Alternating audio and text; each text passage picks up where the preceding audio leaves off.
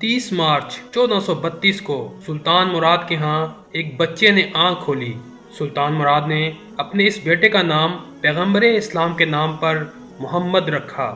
محمد جس سال پیدا ہوئے وہ سال معجزوں سے بھرا ہوا تھا۔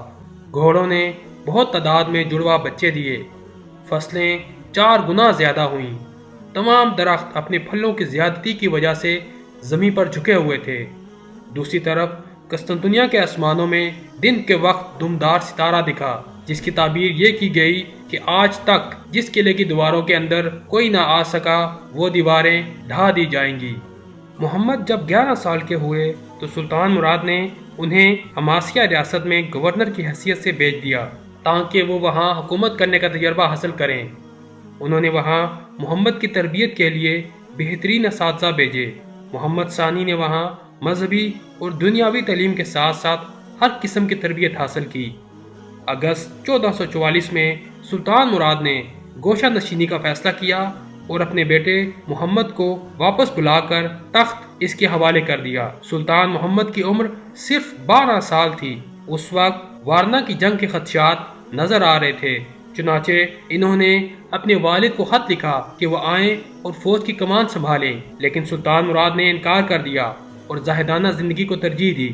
سلطان محمد نے دوبارہ خط لکھا، اگر آپ سلطان ہیں تو آئیں اور اپنی فوج کی قیادت سنبھالیں، اور اگر میں سلطان ہوں تو آپ کو حکم دیتا ہوں کہ میری فوج کی قیادت سنبھالیں۔ چنانچہ سلطان مراد واپس آئے، اپنے بیٹے کو سلطان کے طور پر ادرنا میں ہی چھوڑا اور 1444 کے آخر میں ہونے والی جنگ وارنا میں عثمانی افواج کی قیادت کی۔ ستمبر 1446 کو سلطان مراد نے دوبارہ خود اقتدار سنبھالا، کیونکہ چند وزیر اس بچے کی حکومت سے خوش نہ تھے اور ینیچری نے بغاوت کر دی تھی۔ آپ کو دوبارہ اماسیہ بھیج دیا گیا۔ 3 فروری 1451 کو سلطان مراد ثانی کی وفات کے بعد محمد ثانی سلطنت عثمانیہ کے 7ویں حکمران بنے۔ اس وقت ان کی عمر صرف 19 سال تھی۔ سلطان محمد نے تخت نشین ہوتے ہی قسطنطنیہ پر حملے کرنے کی تیاریاں شروع کر دیں۔ قسطنطنیہ ایک نہایت اہم شہر تھا، لیکن یہ شہر فتح کرنا بے حد مشکل کام تھا۔ اس کے صرف ایک طرف خشکی اور باقی 3 جانب سمندر تھا۔ زمینی افواج صرف ایک طرف سے حملہ کر سکتی تھیں، لیکن یہ حصہ کافی مضبوط تھا۔ یکے بعد دیگرے 3 دیواریں اس حصے کی حفاظت کرتی تھیں۔ اندرونی 2 دیواریں حد درجہ مضبوط تھیں۔ ہر دیوار کا درمیانی حصہ 60 فٹ کا تھا۔ بازنطینی سلطنت کی تاریخ میں قسطنطنیہ کے کم از کم 24 محاصرے ہوئے، لیکن کوئی بھی اس شہر کو فتح نہ کر سکا۔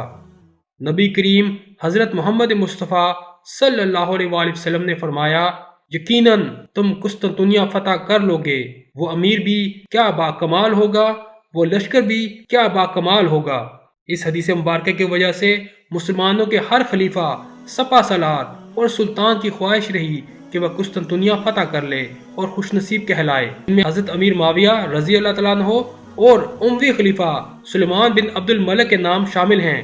سلطنت عثمانیہ کے دور میں سب سے پہلے سلطان بایزید یلدرم اور بعد میں سلطان مراد ثانی بھی اس کا محاصرہ کر چکے تھے۔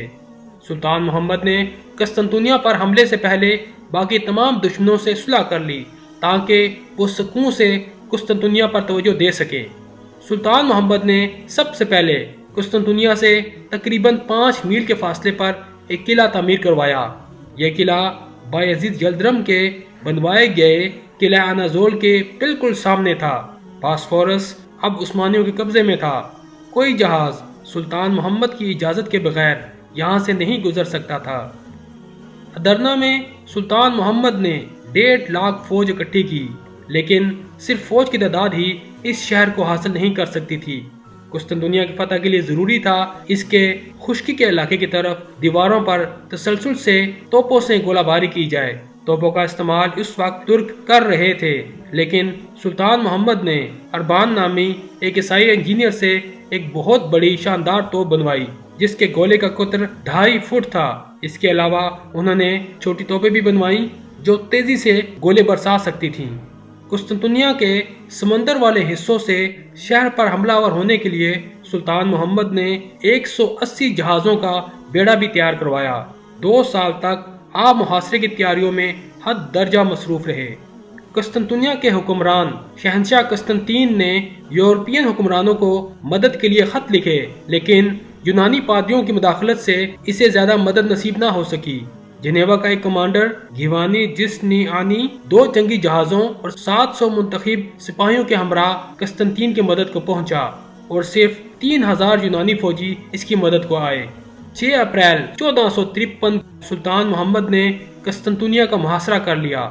ابتدا میں سلطان محمد کی فوج کو کافی نقصان اٹھانا پڑا۔ قلعے پر حملوں کا کوئی فائدہ نہیں ہو رہا تھا، سرنگیں کھودی گئیں، لیکن قسطنطنیوں کو پتہ چل گیا اور یہ حکمت عملی بھی کامیاب نہ ہو سکی۔ سمندر کی طرف سے 5 جہاز جو کہ قسطنطنیہ کو رسد پہنچانے کی نیت سے آ رہے تھے، عثمانیوں نے ان کا راستہ روکا، لیکن وہ جہاز عثمانی بیڑوں سے بڑے تھے۔ انہوں نے گولہ باری کی جس سے عثمانی جہازوں میں کھلبلی مچ گئی اور ان جہازوں کو رستہ مل گیا، لیکن اس کے بعد مسلمانوں نے وہاں سے کوئی جہاز نہ گزرنے دیا۔ سمندر کی طرف شاخ زریں جسے گولڈن ہارن کہتے ہیں، ابنائے باسفورس کی ایک قدرتی خلیج تھی جو شہر قسطنطنیہ کے یورپی حصے کو 2 حصوں میں تقسیم کرتے ہوئے ایک قدرتی بندرگاہ بناتی ہے۔ اس گولڈن ہارن کے مقام داخلہ پر بازنطینی حکمرانوں نے ایک بہت بڑی زنجیر نصب کر رکھی تھی اور نتیجتاً وہی جہاز بندرگاہ میں داخل ہو سکتا تھا جسے وہ چاہتے تھے۔ اس وجہ سے سلطان محمد کی بحری فوج یہاں سے شہر کے بندرگاہ تک نہیں پہنچ سکتی تھی۔ سلطان محمد نے اس وقت ایک نہایت انوکھا کام کیا۔ باسفورس اور بندرگاہ قسطنطنیہ کے درمیان 3 کلومیٹر کا خشکی کا راستہ تھا، لیکن یہ ہموار نہ تھا۔ سلطان مراد نے اس پہاڑی زمین پر لکڑی کے تختوں کی ایک سڑک بنوائی اور ان تختوں کو چربی سے خوب چکنا کیا اور ایک رات کے اندر 80 بحری جہاز شہر کے اندر گولڈن ہارن میں پہنچا دیے۔ یہ حیرت انگیز کارنامہ دنیا کی تاریخ میں پہلے کبھی نہ ہوا تھا۔ اب بندرگاہ والا حصہ بھی محصور ہو گیا۔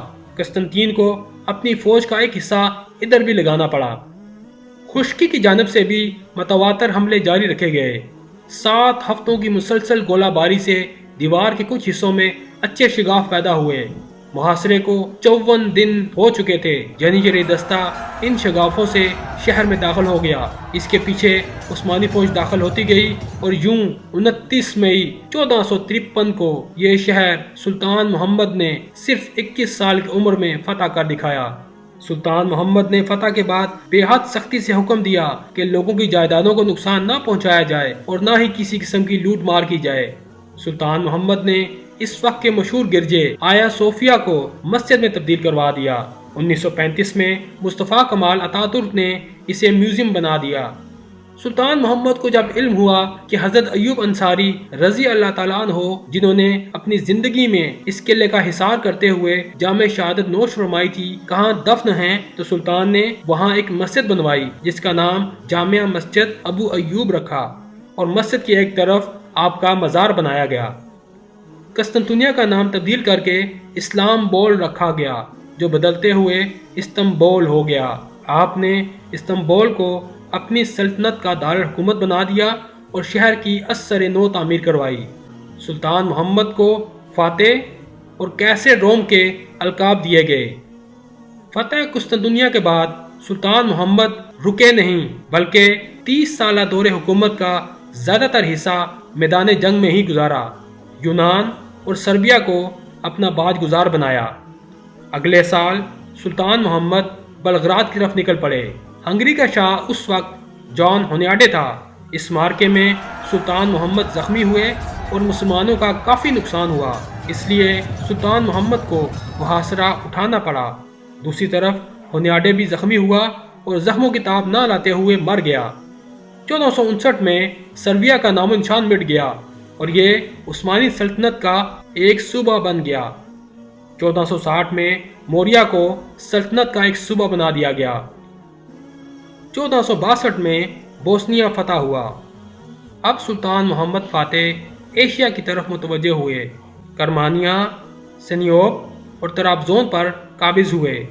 موریا کے ارد گرد چند جزیرے سلطان محمد نے آسانی سے فتح کر کے سلطنت عثمانیہ میں شامل کیے۔ 1467 میں البانیا اور پھر ہرزگوینا فتح ہوئے۔ 1475 میں قسطنطنیہ کے بعد سلطان محمد کی ایک بڑی فتح کریمیا کی فتح تھی۔ ولاچیا نے جنگ کوسوو کے بعد عثمانیوں کے اطاعت قبول کر لی تھی۔ سلطان محمد کے دور میں اس ریاست کا امیر ولاد سوم تھا۔ اس نے سلطان محمد کے خلاف بغاوت کر دی۔ وہ بہت ظالم شخص تھا اور طرح طرح کی اذیت لوگوں کو دیتا تھا۔ وہ قتل کے نت نئے طریقے اپناتا تھا۔ اس کا پسندیدہ طریقہ جسم میں کیلیں ٹھونک کر مارنا تھا۔ لوگوں کی تڑپتی ہوئی لاشوں کو دیکھتے ہوئے اسے سکون ملتا تھا، یہاں تک کہ وہ ڈریکولا یعنی خون پینے والے ویمپائر کے نام سے مشہور ہوا۔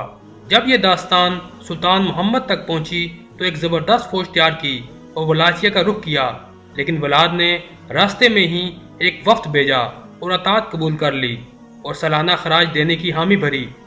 سلطان محمد نے اس کی درخواست کو قبول کیا اور واپس چلے گئے، لیکن یہ اس کا وقتی ہیلا تھا۔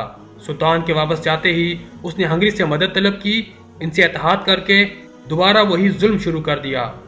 سلطان نے اپنے نمائندے بھیجے جن کو اس نے قتل کروا دیا۔ ولاد بلغاریہ سے 25,000 بے گناہ لوگ قید کر لایا۔ سلطان نے اپنے ایلچی بھیجے کہ ان قیدیوں کو چھوڑ دو۔ اس نے ان ایلچیوں کو بھی میخیں ٹھکوا کر مروا دیا۔ اب سلطان کے پاس ولاچیا پر فوج کشی کرنے کے علاوہ کوئی چارہ نہ تھا۔ آپ نے تقریباً 1.5 لاکھ فوج جمع کی اور نکل پڑے۔ ولاچیا کے کافی قلعے فتح کر لیے، یہاں تک کہ پایا تخت بخارس پہنچ گئے اور وہاں بھی قبضہ کر لیا۔ سلطان محمد نے وہاں ان قیدیوں کے لاشیں دیکھیں جن کو ولاد پکڑنے کے لیے لے آیا تھا، لیکن ولاد ہاتھ نہ آیا اور ہنگری بھاگ گیا۔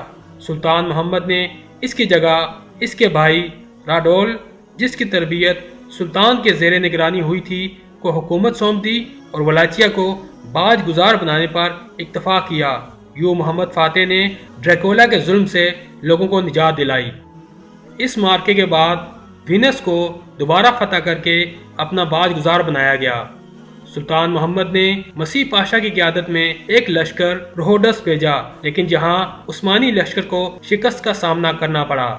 11 اگست 1480 کو اٹلی کے ایک مشہور شہر اوٹرانٹو کو فتح کیا۔ محمد فاتح صرف اپنی فتوحات کی وجہ سے مشہور نہیں ہیں، بلکہ انتظام سلطنت اور اپنی حیرت انگیز قابلیت کے باعث بھی شہرت رکھتے ہیں۔